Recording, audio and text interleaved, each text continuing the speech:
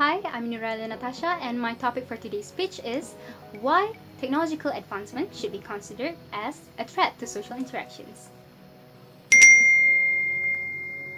Put your phone down and visualize yourself living your life in the postmodern world just like in the Wall-E movie.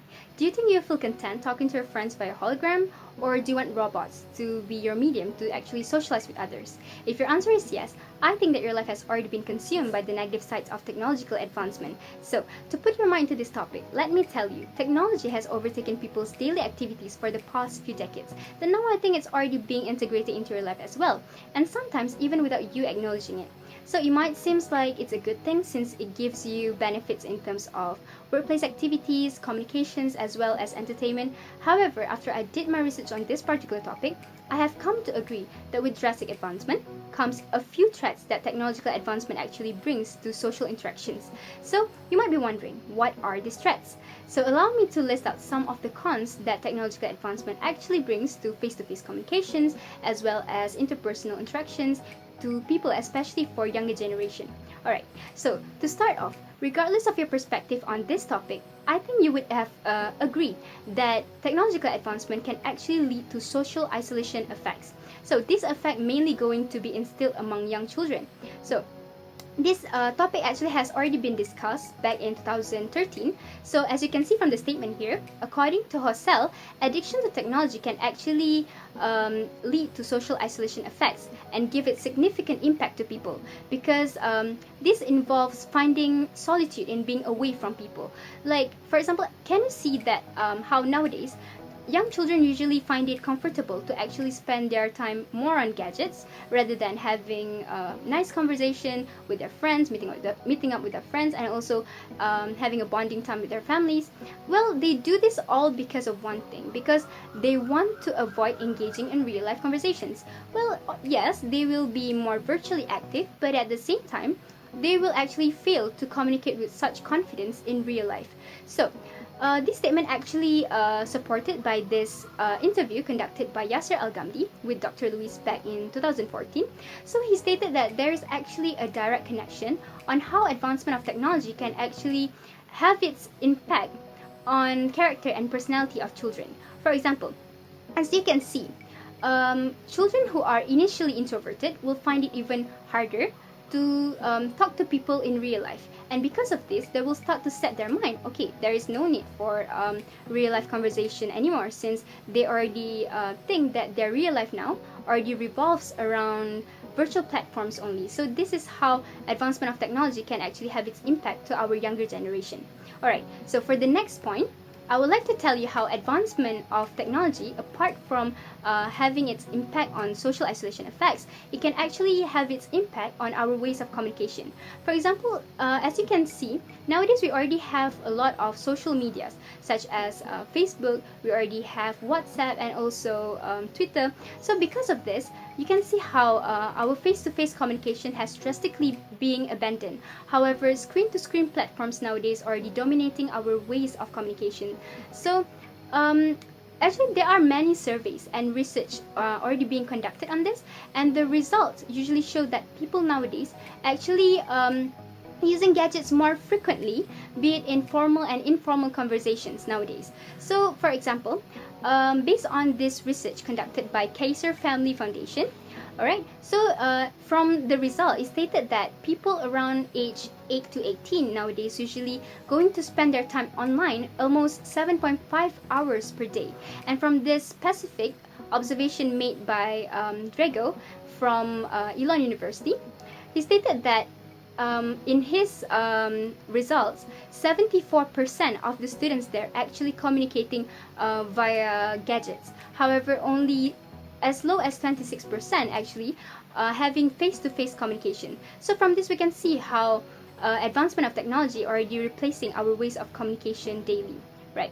So another effects that you can see among people nowadays is they become too used to being absent in face-to-face meetings. So I will show you the most obvious situation that you can actually relate to, which is the applications of general meetings in online class.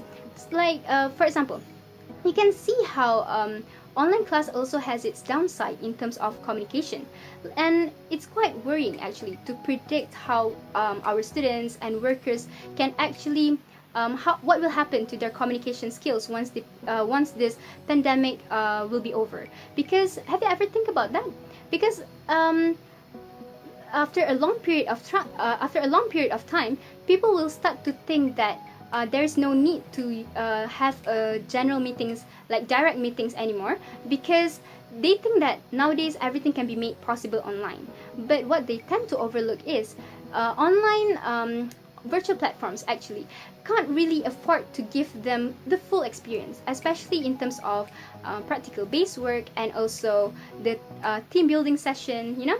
Alright, so for the third point, I would like to show you how rapid advancement of technology can actually lead to declining in interpersonal skills as well as social intimacy. So firstly, the most threatening effect that you can see nowadays is people are getting more comfortable on virtual platforms, right? So because of this, they start to lose their virtual skills, since nowadays they feel that they going to be more in control behind the screen and keyboard. And this statement actually supported by this one research done by Medel and Mansour back in 2007. So he stated that youngsters nowadays actually prefer communicating online, since they actually feel that they are more in control in the conversations that they did online, since they can actually think before typing out any replies.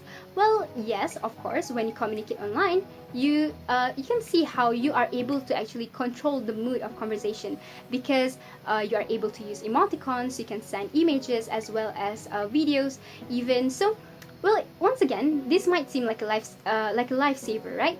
But it can't be denied that most of the time, it can actually lead to a long-term effect in terms of social skills. So you need to remember, able to communicate online, able to control the conversation online doesn't mean that you can actually manipulate your conversations when you talk to anyone in real life conversations, because in real life there is no emoticons to help you express your feelings, and and you can't really edit out your words once it is spoken, right? So, in addition to this, let's see the infusion of technology in social spaces and how it will create more boundaries in real life interactions. As now, everything can actually be made possible online, right? So, with advancement of technology, communications actually already been done in a much simpler way.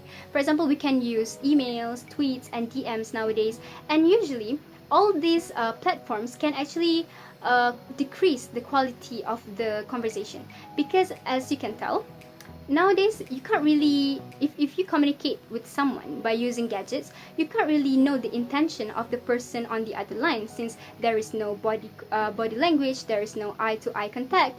And this is also supported by what is stated in this statement by Chan back in 2014. So he stated that a person who is no people who spend time more on Facebook actually tend to lack empathic skills, and also they tend to have negative extroversion to someone, because they will feel that they don't really know how to actually engage in real life conversations. And because of this, we can see how advancement of technology can actually cause a negative impact in our social skills and as well as our communication skills. Alright, so lastly, I would like to conclude that yes, it is very strongly convincing that advancement of technology can actually lead to a lot of a negative impact, especially to our social interactions, such as to our face-to-face communications, to our interpersonal skills, as well as social intimacy. And you can see how people nowadays are getting more and more immersed within the digital world that they create. So, to be connected to the virtual world or to be disconnected to the real world you live in, which one will you choose? Because basically, won't you choose to live your life to the fullest by widening your social circle outside the virtual platforms? Remember, don't be a robot. Limit your time on screen. Okay, that's all from me. Thank you.